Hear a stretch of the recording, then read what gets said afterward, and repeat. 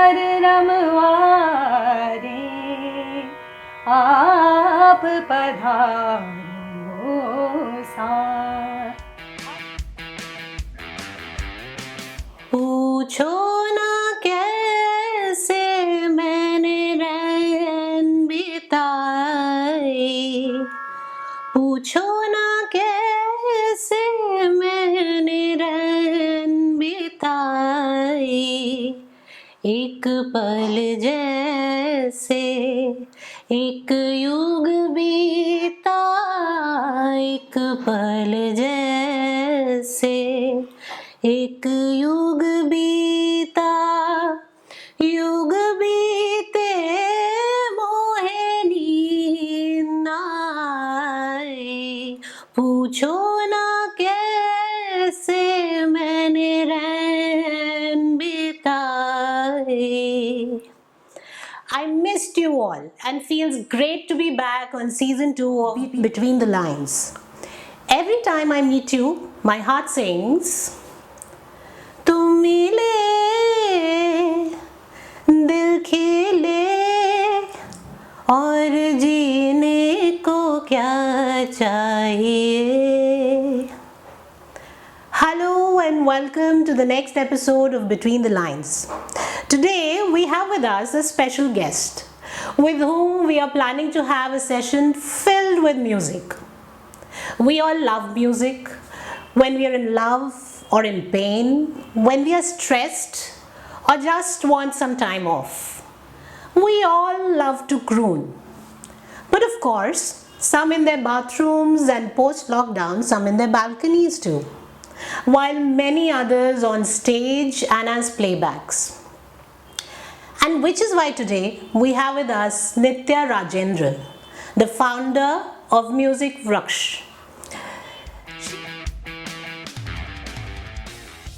She is a well-known vocalist trained in dual forms of music, Hindustani and Carnatic, and has picked a very interesting work of introducing music, especially to people, for overall well-being, mental and physical wellness, and mindfulness. So welcome Nitya to the show. Thank you, first of all, Lipika. I have watched the Between the Line shows. They're lovely. They're infused with warmth and so much of insight, and I've loved watching it. Now I'm exactly on stage with you now. It's so lovely. Thank you so much for inviting me, first of all. And that was wonderful singing, I must say. For a few minutes, I just closed my eyes and I was enjoying myself. You made me sing, yeah. All credit goes to you, yeah. I'm very shy when it comes to singing for an audience, yeah. No, you shouldn't be. I think that was lovely crooning, and it set the stage for our talk. I guess very beautiful. Why do you think we need more than just an ear for music? Why do people need to get deeper into it?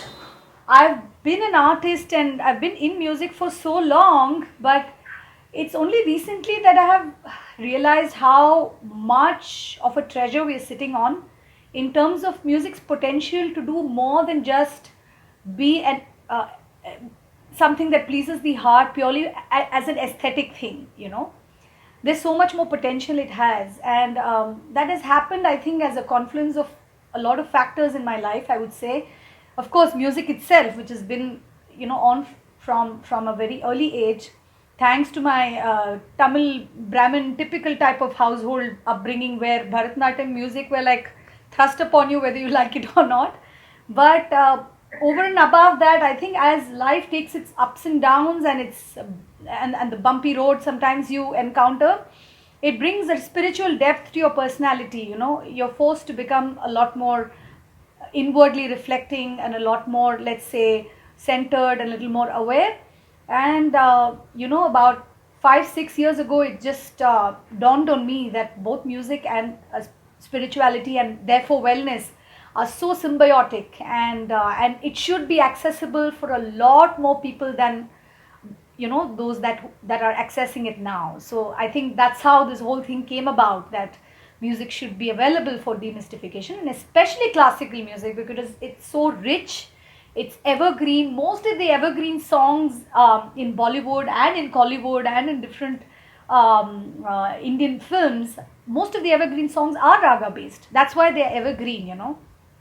Whether it's, Chandan Sabadan Chanchal Chitvan Dheere Sitiraye Muskana, या फिर आप ये ले लो, कहीं दीप जले कहीं दिल जरा देख ले आके परवाने,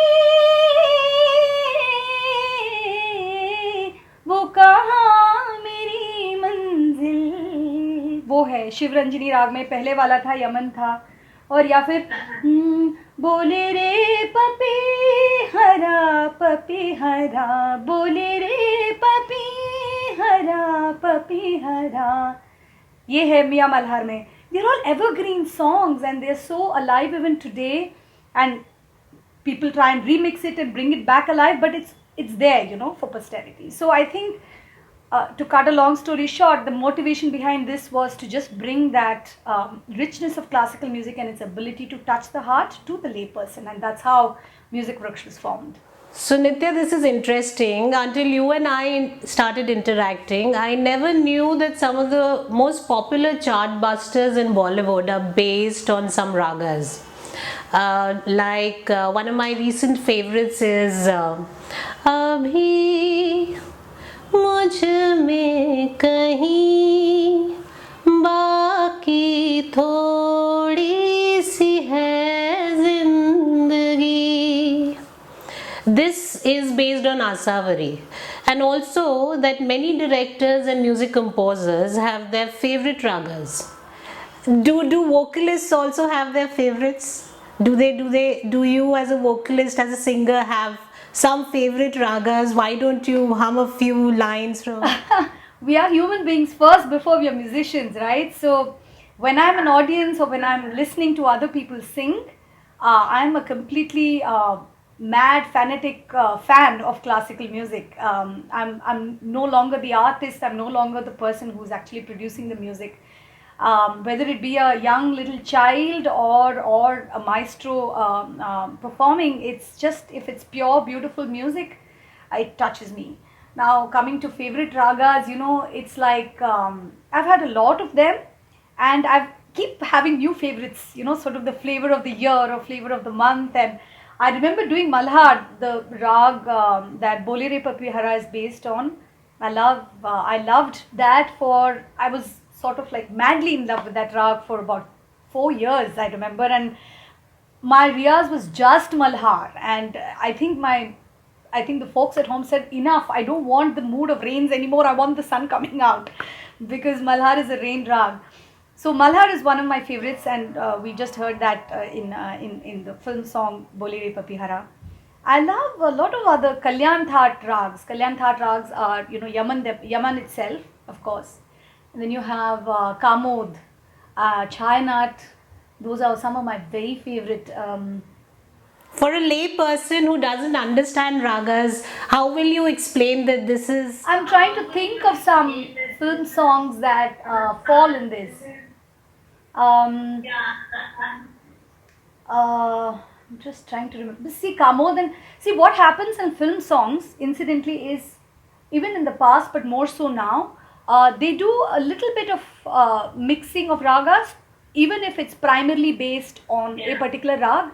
There are sort of like visiting notes from other rags that make it commercially more, let's say, appealing. One of my favorites is Sarang, actually. I don't know whether I should have my surpeti on. Let me try and see if I can get a nice.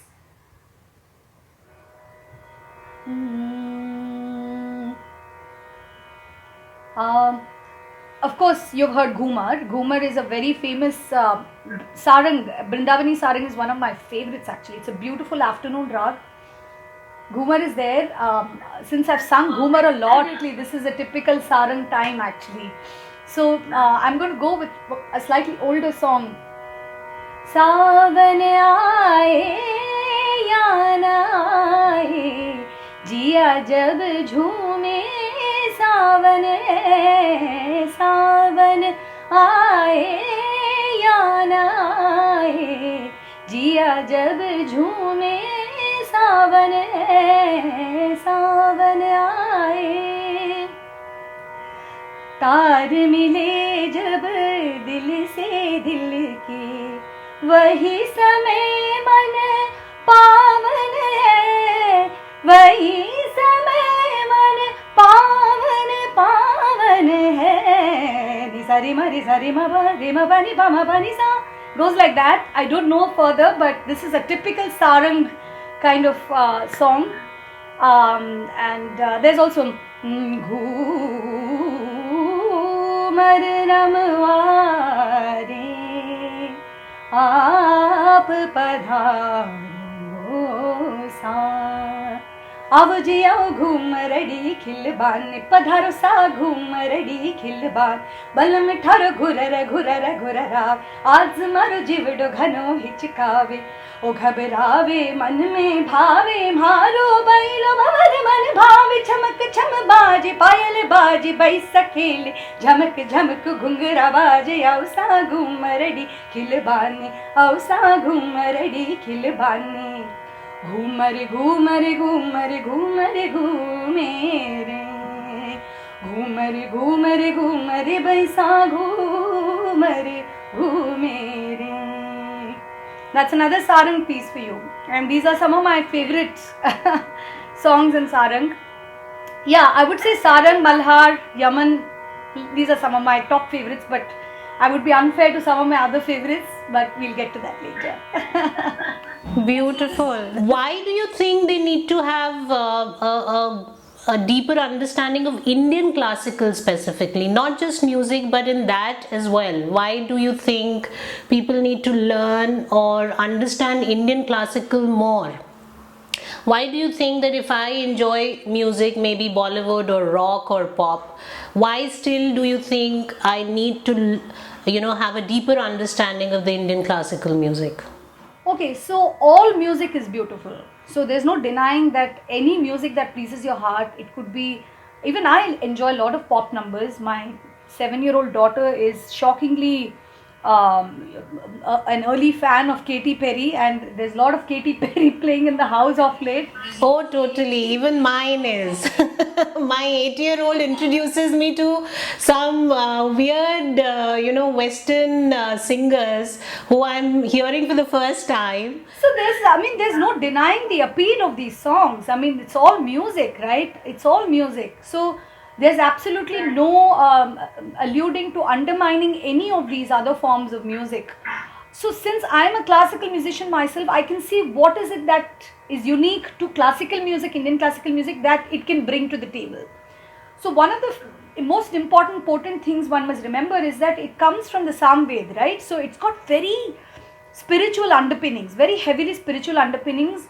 The 7 notes are supposed to have been born from the sound of creation, Om, or the sound of Brahm. That's what mythology would have it, and there's no denying the stamp of that in our singing as we do it today. Because when you sit with the 7 notes with the Suryas, I can't even explain how transcendental that experience is.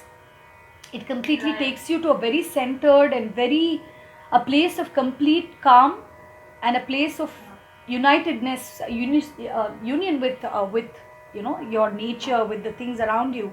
There's a certain humility and a certain submission also that comes with it.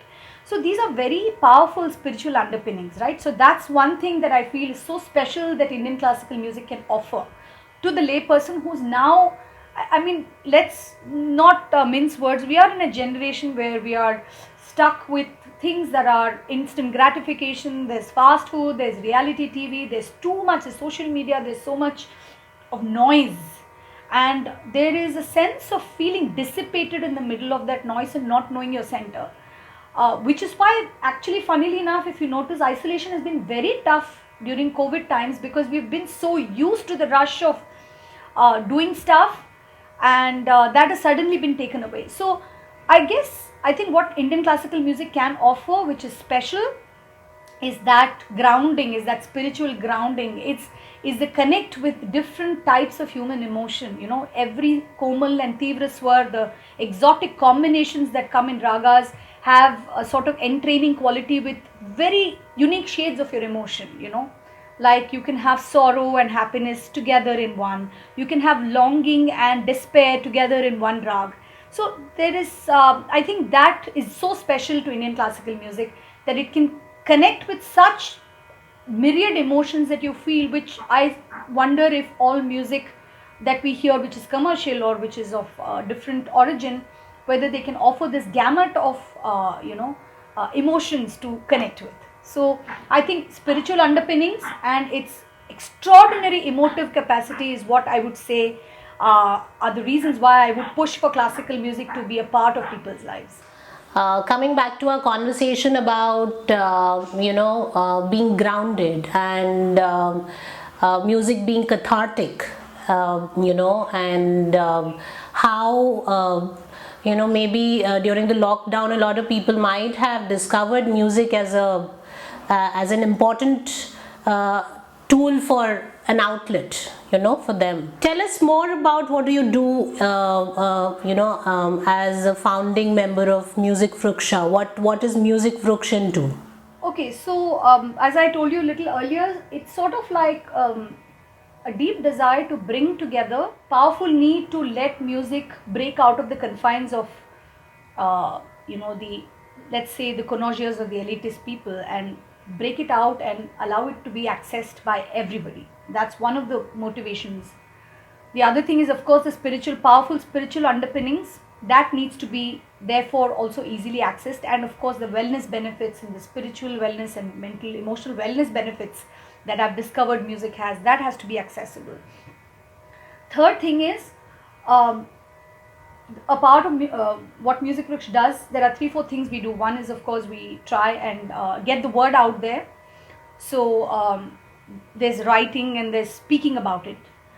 Then there are concerts and lecture demonstrations that I try and do to get audiences to appreciate music in a spiritual context, not just going and crooning a rag, but saying, okay, listen, what is it doing to you? So I try my humblest to make these concert demonstrations and concerts very interactive with the audience, no matter how big the audience is. So I actually speak to the audience, I pick them out one by one and tell them and have a conversation of how music is impacting them, make them more aware in the process of enjoying music. So that's the other thing we do. The third thing is, I have a bunch of very dedicated people who are going out there and allowing music to be accessed by different people, whether it be adults, kids, older people, retired people, people who want to get back to music. The impetus for that is to make it, package it in a way which is not intimidating for them. So what has happened, and this is slightly unfortunate and we are hoping to change that and hoping that more people will change, is that there's been a slightly austere, which is good in a way, but a slightly extremely stiff, austere approach to teaching everybody.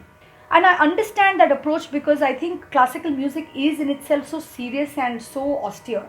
But what it has done is it has fended off large sections of people because they are intimidated by the serious texture of classical music. So what I try and do, and this is the attempt I've had, is whether it's myself or the people that work with me, we try and demystify it. So an average class, say if it's for a child or if it's for a lady who's, say, undergoing a divorce or undergoing stress, or if it's for an older person, depending on their context, life context, we try and place music in that.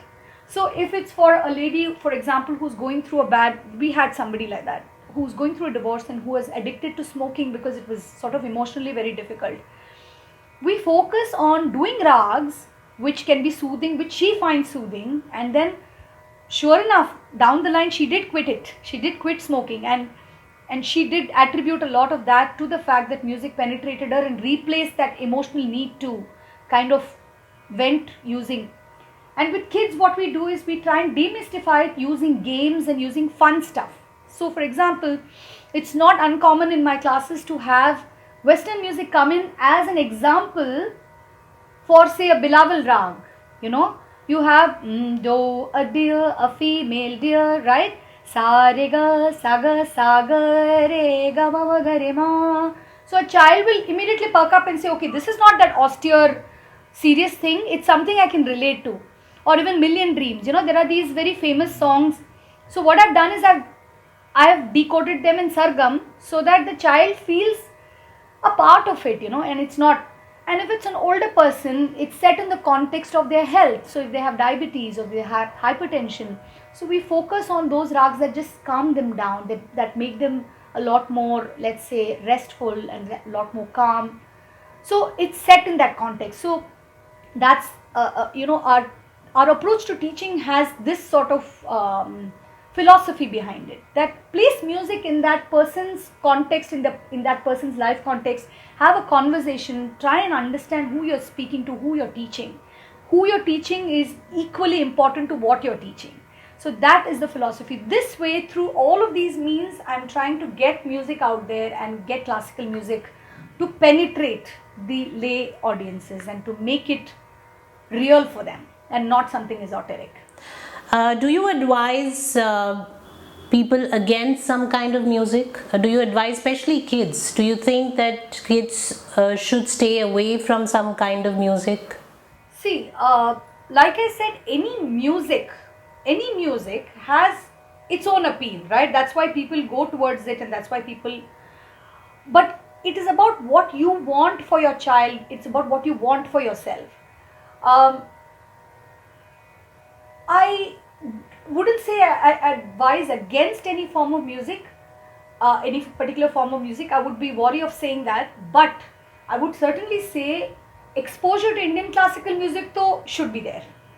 That should be there, because eventually, irrespective of what gamut of music that they are exposed to, and they have likes and dislikes through their teens and to their younger years, when classical music is stable and there throughout, somewhere when you're in your early 20s or when you're in your 30s or when you have go through a rough period in your family life or in your professional life, suddenly the classical music will come to your rescue. I have a lady who came to me about a year and a half ago. She had just lost her father. So she came to me, she said, Nitya ji, I learnt music when I was a young child. She's a Marwadi lady but had learnt Carnatic music. So she said, I was in Chennai and I had learned Carnatic music for 4-5 years when I was very young. And for me, classical music represents those beautiful times with my father when I was growing up. And with his passing, the last 1 year, I have had a strong pull to go back to classical music, because something about classical music to me represents something pure, something immortal and something beautiful. And she's restarted classical music now. I'm sure she has heard other forms of music when she was growing up. She didn't go back to that. She went back to classical music. So even in my own case, I used to be dragged into learning classical music by my mother. I was not a very willing student. ठीक है, जाना है, abhi it's a part of my tradition. I have to do it. I had to do it. But I can't be more thankful that my mother stuck with it for so many years. I stuck with it. I was in a school that encouraged it. It was all around me, and I was pushed to compete. I was pushed to be part of musical things. Now I can't be more thankful, because it is such a powerful mode of connecting with my spiritual side, a mode for catharsis, a mode to feel deeper, to feel more grounded. And this, the children won't realize now, but when they grow up sometime in the future, because this is so immortal in nature, once they've been steadily exposed to it over many years, irrespective of their other interests, it will come back to them like a beautiful wistful memory from the past, and it will come of use to them when they are growing up. So for that reason, I do think, irrespective of what else they hear, classical music should be there in their lives. Nitya, you have trained in both Hindustani and Carnatic. Why don't you demonstrate to us how they are intertwined and how they differ? So Carnatic classical music and Hindustani classical music actually have the same roots. They all came from the Samved. It's after the Persian and Arabic influence and the Mughal rulers and Muslim rulers that came into our country that there was a confluence of indigenous music with instruments and the Persian influence. So it brought about a beautiful heady mix of two forms of music, and it stayed north of the Vindhyas. So that remained in the darbars and in the palaces. And south of the Vindhyas, music remained in temples and in religious settings and spiritual settings. So if you notice that after the bifurcation happened, two distinct forms actually were born, the Carnatic classical and Hindustani classical, before which they were actually one form of music. So if you notice, Carnatic music, the nature of Carnatic music is very composition heavy, what we call as kritis, the lyrics are very, very, very important. They are all odes to gods and goddesses, and they are spiritual in content, and they are sung in temples, and there's lot of connection with music and festivals and religious festivals. Whereas in the north, since it was in the darbars and it was always in front of a king or on an emperor, the compositions became about as an ode to the emperor, like Mohammad Shah Rangil re, Mohammad Shah Rangil re, e balma तुम बिन मैं कारी बदरिया लेकना सुहावे मोहम्मद शाह रंगी.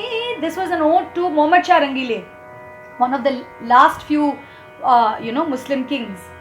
Whereas in the south, if you take say I'm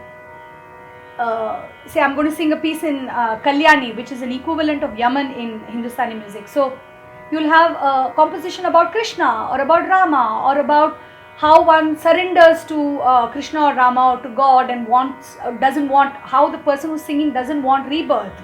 He doesn't want to be born into the repetitive cycle of life and death. He just wants moksha. So a lot of most of the compositions are about that. So you have Vasudevayani Vettalinai Davari Guni Kanare. Vasudeva is Krishna, right? So it's an ode to Krishna. Vasudevayani Vettalinai Davari Guni Kanare. Shri Vasudevayani Vettalinai Davari Guni Kanare. Shri Vasudeva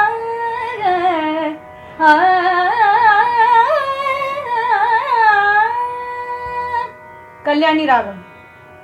यही अगर हिंदुस्तानी में लिया, Yemen का influence आ जाएगा तो बल बल जाऊं, बल बल जाऊं, गरबा हरवा डारूं, गरबा हरवा डारूं, बल बल जाऊं, तन मन धन सब वारूं, बल बल जाऊं, बल बल बल बल बल बल जाऊं.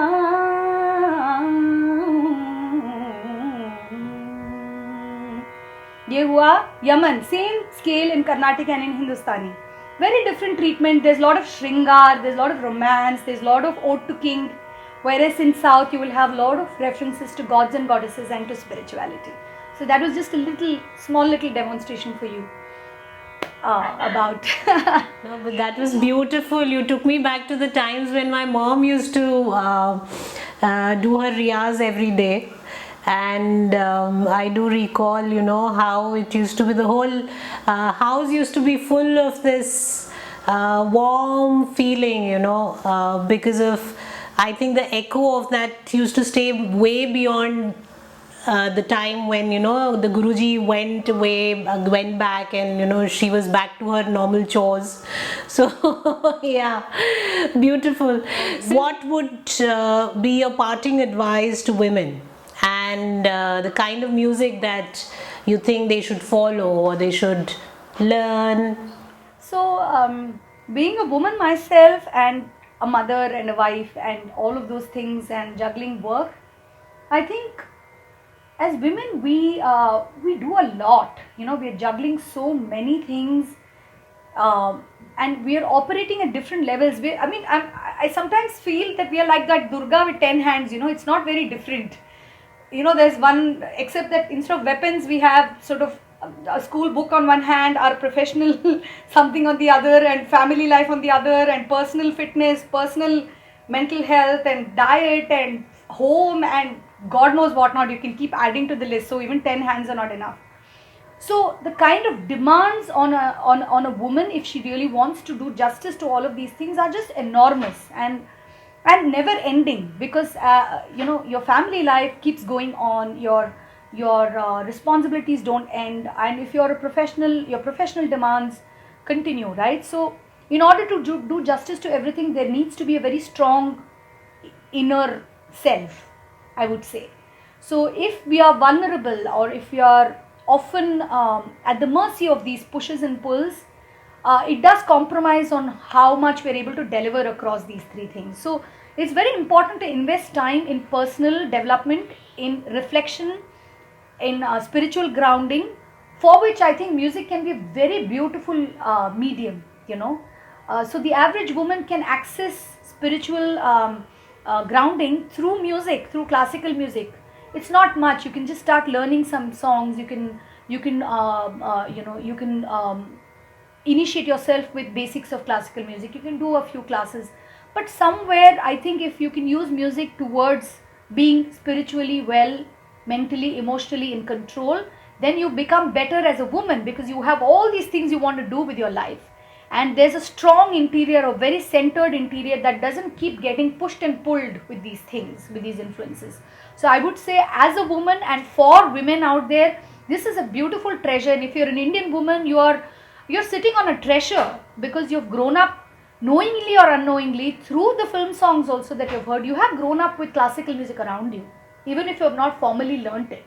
So you should tap into it and get that inner grounding. It's there for you. It's just a sort of like a reach away, and become a lot more flower more as a woman, I would say. I think it has a lot of significance in a woman's life, and I would say that would be something special for Women's Day. Nitya, at this point, I would like to sing to you that song. अभी ना जाओ छोड़ कर के दिल अभी भरा नहीं. I would have loved to have this conversation go on, filled with music, with you and I singing. I mean, of course, there's no match, but it was wonderful having you on the show. No, that was beautiful. No, thank you so much, Lipika. You should keep crooning away. Don't stop. Don't stop. Keep crooning. It's beautiful. You have a lovely voice. And like I say, when I listen, I'm an audience. I'm not a singer. When I listen to anyone sing, I'm an audience, and I love to listen to anyone sing. And I love it when people sing earnestly and with all their heart in their music. And that's lovely always to hear. So thank you for having me. And it was such a lovely discussion. I thoroughly enjoyed myself. Thank you, Lipika. So that was Nitya Rajendran, the founder of Music Vruksh, a fantastic vocalist. Until the next time, this is me, Lipika, signing off from Between the Lines, a space where we bring to you interesting personalities and take you into their lives, their careers, and their passion. Bye-bye.